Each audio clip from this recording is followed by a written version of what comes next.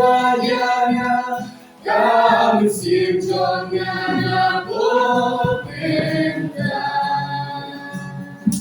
Kadang memang dari tanahnya menjadi kadang memang yang wajib sunyi.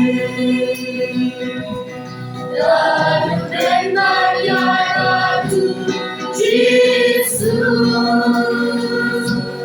Kadang memang yang ringan bagai batu yang sopan syari cinta bukan untuk menangnya batu.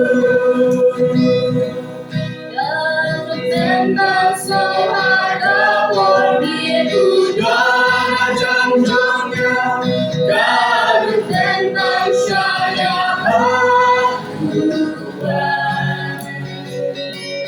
dan tentang saya amat sunyi benar. Oh sebenarnya hajat dunia. Dan tentang yang baru Yesus. Dan tentang yang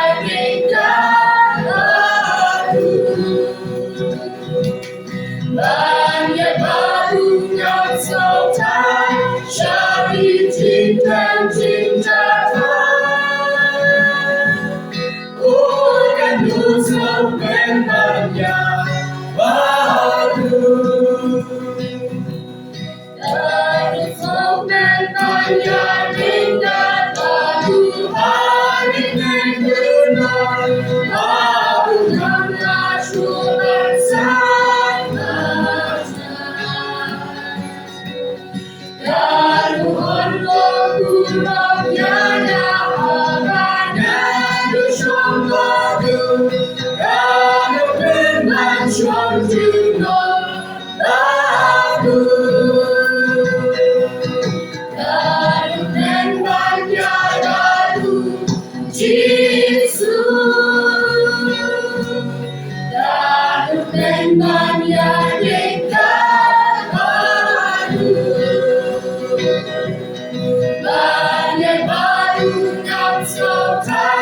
Syari cinta